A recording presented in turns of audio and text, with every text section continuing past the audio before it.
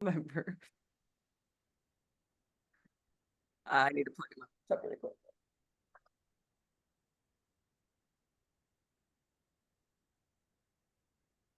Hello, Gerard. Thanks for being here.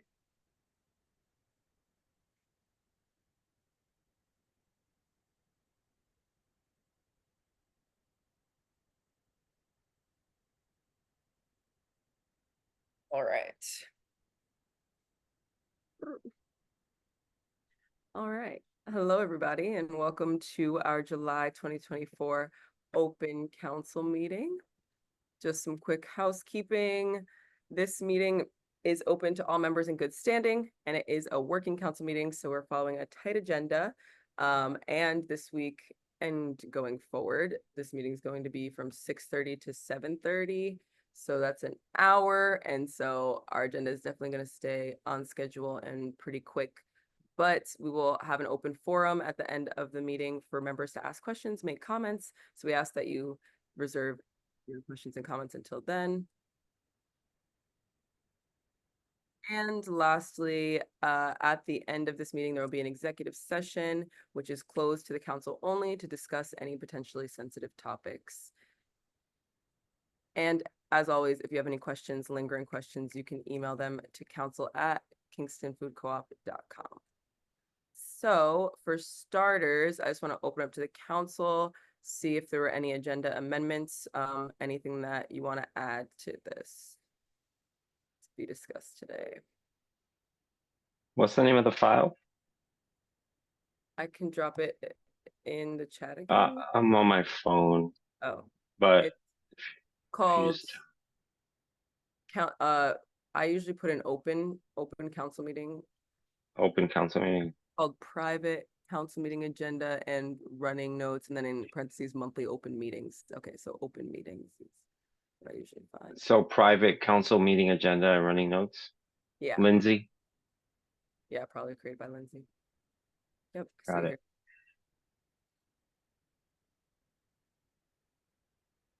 Yep, so right now we have co-op updates, new council officer elections, conflict of interest disclosures, which if you guys want to pull that up would be the forms that we filled out at the start of this cycle in June and is required to be shared out during this meeting once a year. And then we'll go over reports. So if there's anything to add, please let me know now.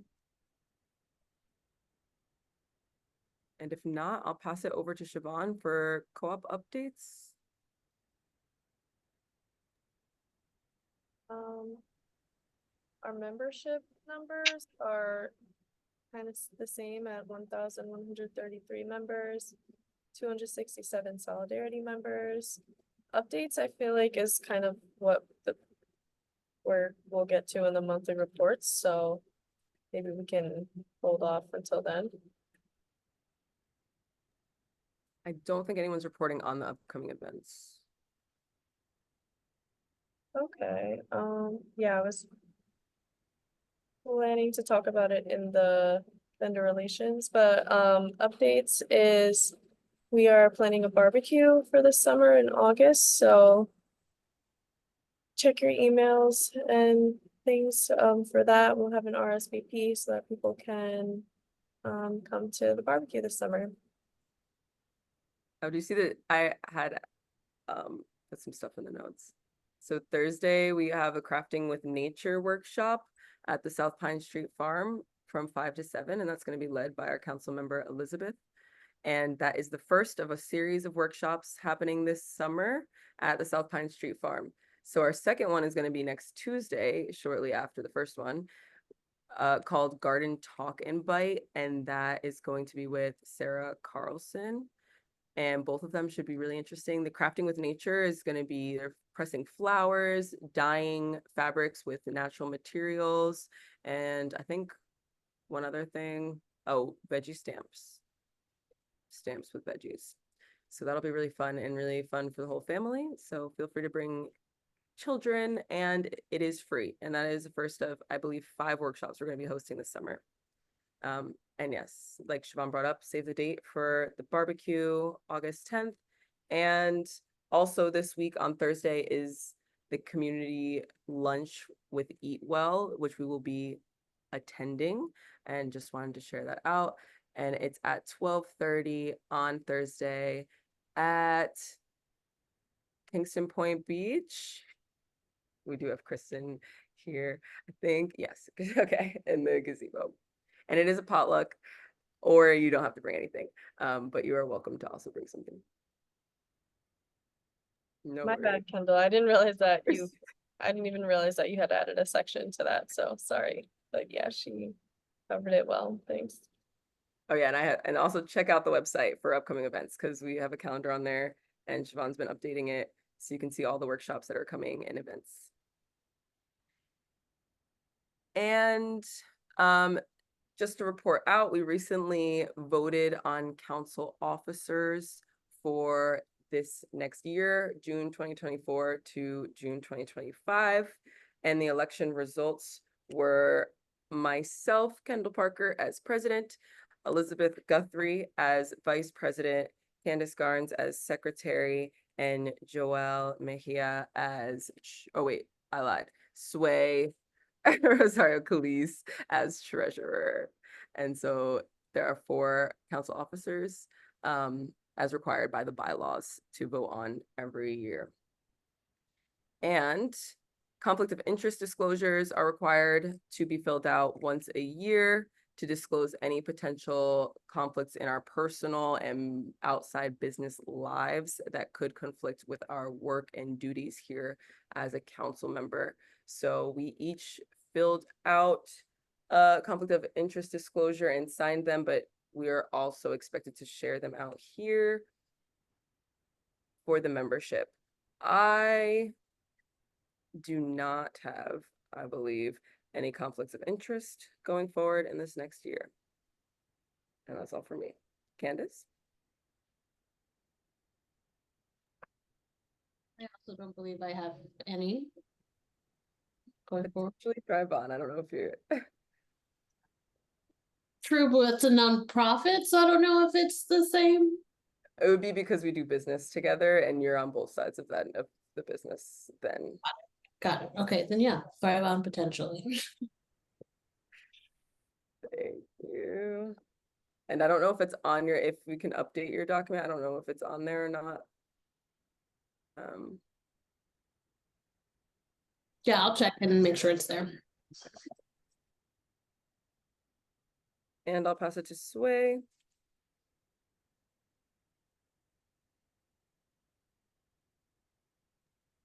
Hello, everyone. Just so that I am up to date, we're not sharing the actual slide. What was that?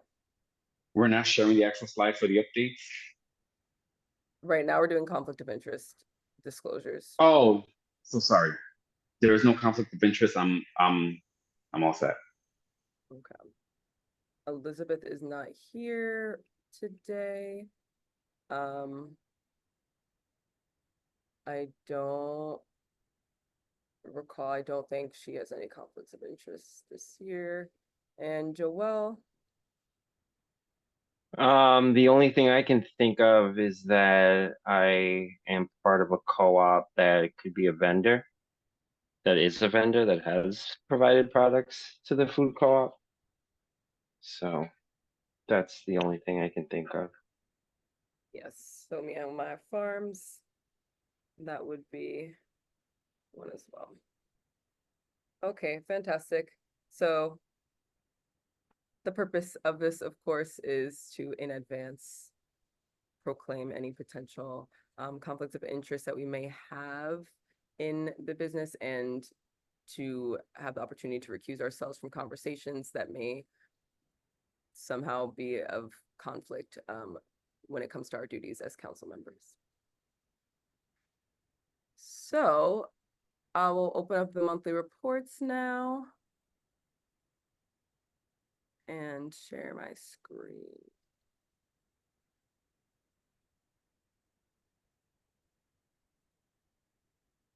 Oh, but I made full screen. Okay, can I pass it to you, Candace, to report on this section? Okay.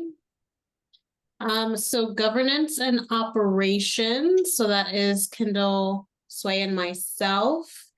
We have, oh, sorry. Okay, we have been, I'm kind of new to this committee as of joining the council. So it's been very exciting to come on and help in this capacity.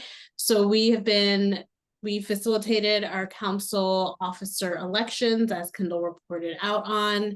We've moved out of our office space at 369 Washington Ave, and we have all of our belongings currently in a storage unit. And we're looking into potential options for other food storage moving forward, so that in the fall, when we are doing more food-centric events, we'll have that storage capacity. So we're not concerned in that realm. I have been working on drafting an org design spreadsheet that came out of our recent strategic planning. So that is really going to help us organize our work, assign our work to all of the council members, and just ensure that we have accurate job descriptions and responsibilities for everyone. We're also working on organizing our Google Drive. So that's our documentation storage, making sure that is set and clean and organized in a way that everyone can find documents relevant to their work. And we are working on drafting our governance and operations work plan as well. So we have, I think, the next 2 to 3 months kind of built out in that setting so far as to what we're going to be working on, what our priorities are, and who's in charge of what. So that's what we've been working on since the last time. And then coming up, so for our next reporting period, we will have that Google Drive done and organized and cleaned up. We will have the org design chart completed, so everyone will have accurate job descriptions and responsibilities moving forward. And then we'll begin drafting our operations and admin manual, which will be used for really just the organization as a whole, knowing exactly who's in charge of what departments and things like that. Is that good? Yeah, thanks, Candace. Great, you're welcome. Are there any questions from the team in regards to these updates?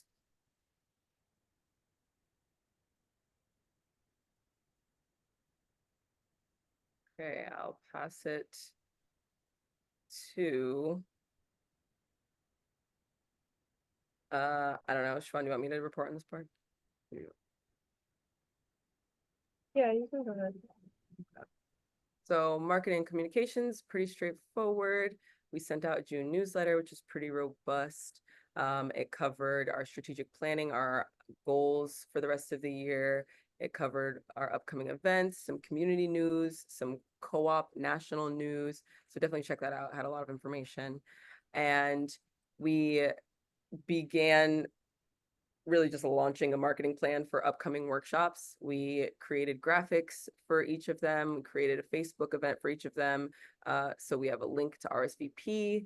We sent out a blast about the upcoming events, so you can also check that out, and posted to Kingston Happenings and social media. And we began reviewing the website, prepping for a revamp. And I don't know if I missed anything, Siobhan. Okay. So going into the next period, we're looking to print totes, which I believe we already sent out to be voted on. So I think we have an idea which design we're going with. And we hope to have those before we table. I didn't put on here anywhere that we will be tabling at the Mid-Hudson Valley Business, or no, Hudson Valley, wait, Midtown Business Alliance. That's what it is, Midtown Business Alliance Market on July 30th. That's what it is, right? I should have written it down. I'm just remembering right now off the top of my head. But we're going to share that too in Flyers for the House. We'll be tabling there. And we're tabling a couple of, I don't know if it's not, it's August 3rd or 2nd, something like that. Oh, I'm sorry. But we're tabling there, and hopefully, I'm not sure if we'll be able to get totes by then, but that would be awesome. And we're going to continue developing the marketing and communications manual, which we started a few months ago and sort of took a break from this past month. So we'll continue developing that. And we do have an idea, we have a draft of the communications plan for Q3. I'd say just finalizing that, revamping the website, which will be really exciting, and a July newsletter. So keep an eye out for that. And Joelle, did you want to report on this section since we don't have Elizabeth here with us, the education and outreach? Yeah, I could do a little bit of an update since I'm working really closely with her. The idea is that we want to engage the working group on overarching what is overarchingly community engagement. And so with education being Elizabeth's primary MO and mine being this sort of vendor supplier work, we brought together the idea that we should sort of look at what we're doing under these two lenses, but how do we focus them? So on one area, we've already come up with the community dinners. So that is for a place for folks to come, right, and talk in person and break bread. So that's really kicking off in the fall. We have the programming at the Pine Street Farm, which is pretty flushed out and is also around people coming together, learning skills, and really the programming around that has a lot to do with what we eventually hope to see in our store. So if you can imagine that these workshops partly have to do with growing food and maybe using Pine Street and the labor of the community to harvest this food and make it available to the community, right? Or turn that into pesto or other, other added value products as they're called. Or you have makers who can do things that are like soap or other other items like that we'd be selling and promoting at the co-op, making it available to members. So the summer programming has all this purpose attached to it. But again, community engagement, and the working groups are simultaneously looking at one of the things that we did a couple of weeks ago was an identity matrix and how our community has different facets to it, that it's not just low income or Black or rich or granola eating vegan. Like one individual or one family can have various intersecting identities. And if we're really to be engaging with these identities, that we should know how to create almost like a common language between all of the people that are stakeholders in this work that we're doing, because community is not just individuals, but it means organizations, it means other businesses. It's not just like individuals. So that identity matrix is coupled with these experiential labs to workshop various aspects of a buying club and how to get there, how to integrate not just bulk purchasing, but community engagement, operational efficiency. And yeah, that this is really like education is outreach, is member engagement, is opening a store, right? So all of that connects to that. So a lot of work has been done, but more to be done this summer. So excited about that. Any questions about that? No questions, but I definitely agree that outreach does involve education and awareness. So that all of that and the fact that we're merging them and kind of combining the two and recognizing that without education and awareness, there really is no outreach and engagement. I think that's important. So thank you so much, Joelle, Elizabeth, and Candace for really working to push this forward. Thank you so much. Thank you.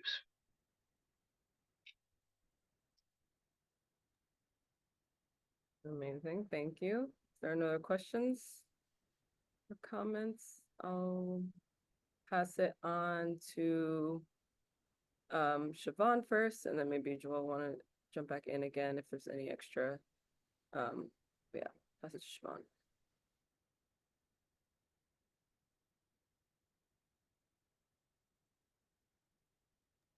You're muted, I Siobhan. was muted, thank you. And on the right side.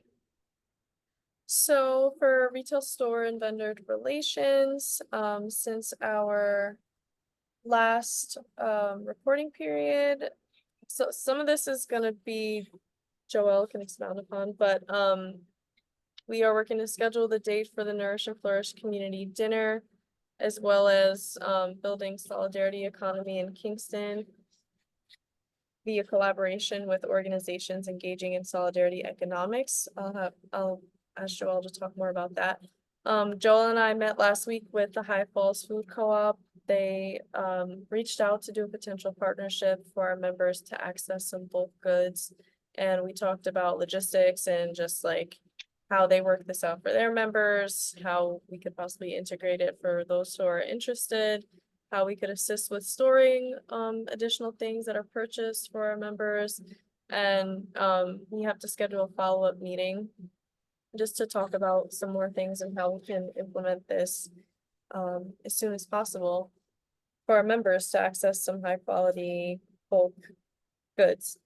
Also within the location and design working group, which meets every Tuesday for an hour, we met with Anne from Park Slope Food Co-op, which is in Brooklyn, who we're gonna be visiting next Friday. The location and design working group is going there. A handful of us, actually maybe all of us, but one person haven't been there, so we had a talk with Anne, who is in the higher management.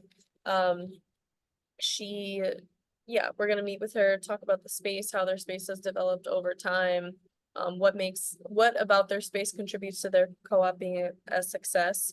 So, yeah, that's something that we're looking forward to doing next week, getting some more info there. And then we're also working on a internal grocery survey, which, it's kind of analyzes two different things, but for our working group, like as we plan other visits to co-ops in the area, what is it about the location and design that like contributes to the success of that co-op, the energy, the shopping experience, etc. So those are all things that we're working to like take note of and have a place to collect all of that info as we visit these different places. So this is really for us. It's not a survey that we're going to send out or anything. It's just, again, a place to collect that info. And then also about like what's on the shelves. So it's kind of a two-part thing, but just different things that we're going to take note of as we visit these other co-ops. And we'll hopefully be visiting, there's a number of them in the area, but the ones that are at the top of my head are, my gosh, what is it called in Albany? Honest Weight Food Co-op. Honest Weight. Yep, Honest Weight Food Co-op. There's one, there's Capital Roots Market, I think it's called. That's in Troy, which is near Albany as well. Then there's Niskayuna Co-op, which is like 20 minutes outside of Albany. So that would be the ones that we visit that day. Then there's the one in Philmont. There's one in Catskill. There's one in Great Barrington, Massachusetts.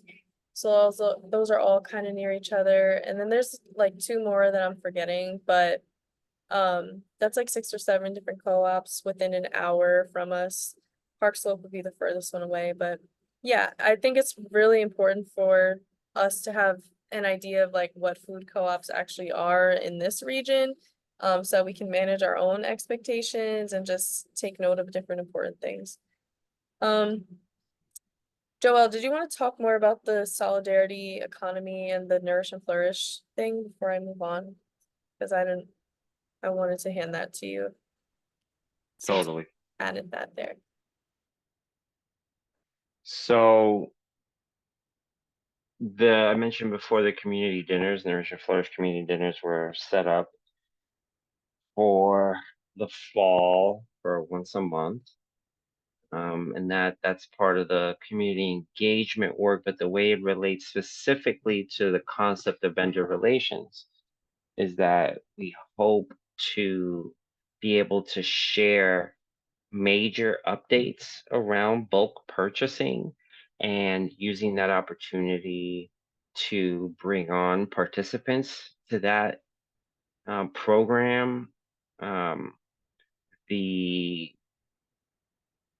The connection it then continues to build for people is around the solidarity economy in Kingston, because we hope to present how a bulk buying club that works with local vendors and suppliers benefits all, and that it's not only about low prices, but it's about encouraging economic development in the area, and that there's a balance there between access to healthy, fresh, local food and the livelihoods of the people who grow and make those products. And that we think that the solidarity economy creates pathways for the whole community to implement that.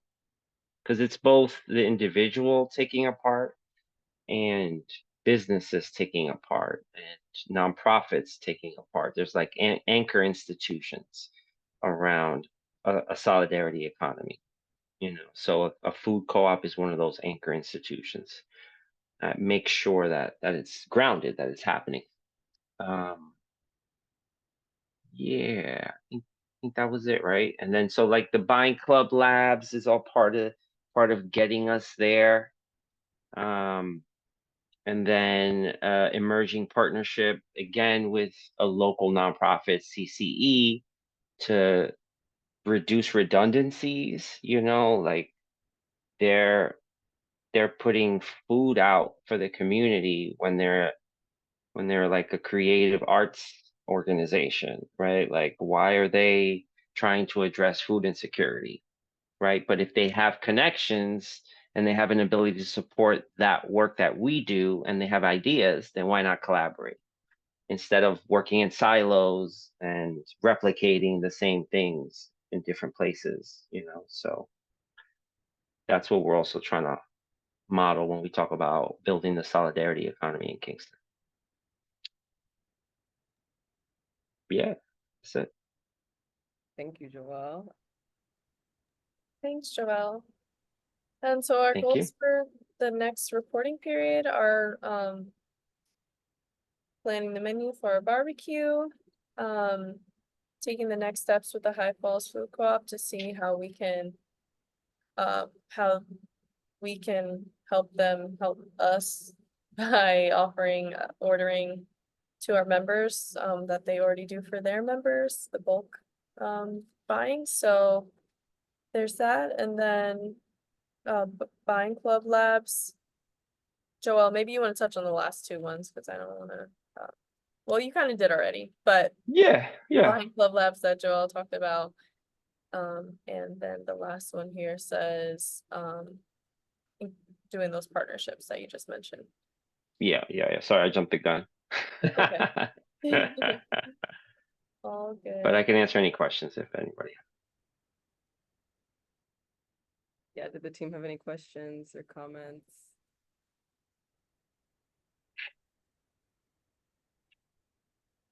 It's an awesome amount of work happening, so just buckle up. I'm just excited to see it all coming to fruition. So if there are no questions, I'll pass it to Sway. Hello, everyone. So I am going to speak on the finance, both for the finance committee as well as the financial sustainability work group that has just been established. So some of the work that we have done since last reporting period, as we all know, our former president, Kevius, has stepped down. And so we had to go into the bank and make sure that we transferred all the bank signers to make sure that anyone who was in the past was removed. And then those who are currently needing to be signers are in. So we did take care of that transaction at the bank. We also reconciled a lot of the office overpayments and receiving reimbursements. So we were doing an audit of our accounts, and based off of our audits, we did see some overpayments, and so we did receive some reimbursements, which we are grateful for. And so that's the summary of the work that we have done over the last reporting period. As far as the Financial Sustainability Working Group, we have reviewed current financial practices that we have done or that we have already established. So the idea of the Financial Sustainability Working Group, we are in kind of like a research and development phase, and we're really trying to figure out a plan that will ensure the sustainability financially speaking of the co-op. And so that started with reviewing how are we doing with our financial practices, whether that's budget, requesting budgets, how do we request budgets, what is the internal financial practices, how do we receive, how do we request for payments, how do we pay payments, how do we allocate payments or allocate budgets. So those are the things that we were reviewing within the Financial Sustainability Group. And then additionally, we outlined a financial sustainability plan. I am very excited about the work that we are doing within this financial sustainability work group. It was, I do want to state that this was a meeting of the minds, and I'm very thankful for the members that are part of the group. Kendall, Christine, who is also our bookkeeper, who knows a lot of the history, financial history of the co-op, as well as the two members, co-op members that have joined as well, who have really been instrumental in really strategically thinking about how we are crafting our sustainability, not only for right now, but over the next few years. And so we created a financial sustainability plan, an outline of it. And so going on into future the goals and projects for the next reporting period regarding that, we're going to continue on our research and development phase, where we're benchmarking a lot of the co-ops, figuring out from a financial aspect, how are they working and what financial structures they have in place, as well as diversifying our funding and figuring out what the stewardship practices are within those co-ops, and how can we implement that within our own financial sustainability plan. Right now, it's at a kind of like a bare bones, kind of like we figured out the areas that we want to work on as far as financial sustainability, but now we have to flesh it out to actually create actual goals and actual plans to be able to move forward and be able to present this eventually to the council and then to the membership as well. So if we look here, we see the purpose of it. And so I kind of want to read it. If Kendall, do I have a few minutes to kind of like go over just a few aspects of it? Perfect. So the purpose of this to ensure the long-term financial health and viability of the Kingston Food Co-op, and implementing effective revenue generation, expense management, and strategic financial practices. So the way that we have broken this down is, what is our current financial assessment of the co-op, which we are currently doing? What are our financial goals? So right now we are conducting a thorough assessment of the co-op's financial situation. This is income sources, expensive assets, liabilities, everything. And this is where Christine really comes as a key player because she has been part of the co-op's financial since the very beginning. So she knows everything about the co-op's financial. The very next step is the financial goals, defining what truly are our financial goals and objectives and how do they align with the co-op's mission and strategic priorities. So that's something that's going to be completed within this month. When we look at pre-opening strategies, we're looking at what are revenue generation strategies, right? How do we diversify funding sources? So how do we look at our membership and how do we increase and retain membership? Because it's not only about increasing a membership or getting membership, it's how do we retain it? If anything that has taught us over the last few months is that with individuals that are leaving, right? We need to make sure that we understand why they're leaving, which we do, which is a great thing. And so now we're working on priorities and goals to make sure that we're not only increasing our membership, but retaining the membership that we have, which is very extremely important. We're also looking at what products we're looking to offer, the pre-store retail.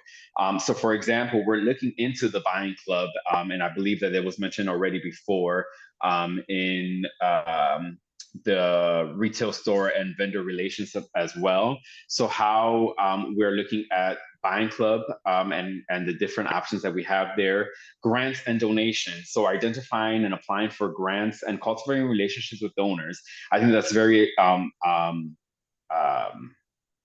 important. We are assessing and evaluating our current fiscal sponsorship, and then figuring out how we can move forward, whether that is with our current fiscal sponsorship or how do we move forward in a different direction. So we're going to look at all avenues to make sure that we are doing the best for what's that aligns with the co-op, with our mission and with our vision, and as well as, is there a possibility of creating a sister nonprofit organization? If we do have a sister nonprofit organization, that removes the fiscal sponsorship needs, because then we would have the needs within the organization under a different umbrella to be able to kind of house the actual receiving of grants. Community funding initiatives. So we're looking at what are our fundraising events, what are our crowdfunding campaigns. So making sure that we're looking at all of that, including partnerships and sponsorships. And this is old and new. We really want to make sure that we are analyzing everything. And so when we come forward, can you scroll down just a little bit? We're also looking at what are our short-term bank investments. That's another thing that we're looking at rates of return. How do we, the money that we have set aside for savings purposes or for contingencies or even member equity, how do we allow that money to create an investment back into the co-op for any initiatives that we're trying to do? And then creating market research. We did conduct market research. If I'm not mistaken, it was 2 years ago we conducted market research. We're looking at that, making sure that that is still up to date, and whether or not we need to conduct and further market research to inform what our financial aspects. Expense management. So this is all internal. So expense management and budgeting, financial planning. Those I'm gonna lump them together in our in the definition, because we're really trying to figure out how are we currently spending the funds. How do we make sure that we are budgeting correctly? How do we allocate budgets? How do we ask for budgets? So whenever we're trying to justify what our expenses are, how are we doing that ahead of time to be able to kind of allocate at the beginning of the year, so that way things are pre-planned and not something that are coming up as they go. And then finally, how do we monitor and report out what exactly is happening with our funding? So these are all things that are extremely important to our goals. Kendall, if you can click out of that. Another goal for our for the next report period is finishing the reconfiguring of our chart of accounts. We did start doing so, and so now we're trying to finish it and finalize it to be able to have a fully functioning chart of accounts that is very appropriate for where we are right now. When we look at our expenses this past pay period, which is from June until July, the majority of it has all been operational expenses, which sum up to $16,821.06. When we look at our balances, our checking account balance, $376,234.20. Our savings, $100,016.96. Our member equity total, which is now at $96,804. And then our reserves that is currently with our fiscal sponsor of $1,731. When we look at our net income, I want to make sure that people understand that it is what is our available balances minus what is our member equity minus what is in our savings. So what we have available to us to be able to operate on is $281,161.20. Another thing that we're working on to make sure that we finalize, and this is going to be something that we're working on not only this month, next month, and then the following month as well, is making sure that we are creating our budget requests to receive additional operating funding for the upcoming year as well as not only for the upcoming year, but we're doing a 1-year projection as well as a 2-year projection as well. Any questions on that?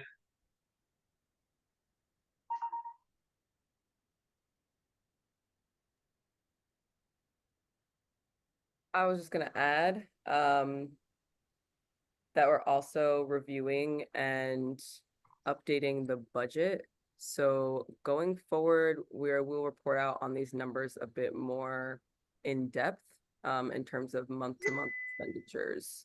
And yep, that's all. That next month we'll be getting a bit more detailed, from here on out in terms of finances. And that's all part of the work being done as well, reviewing budget practices and everything.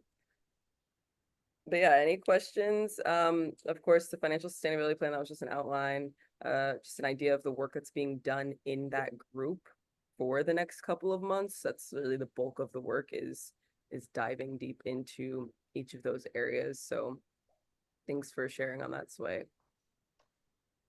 Absolutely. No questions and comments from the team. Then I lost my slides.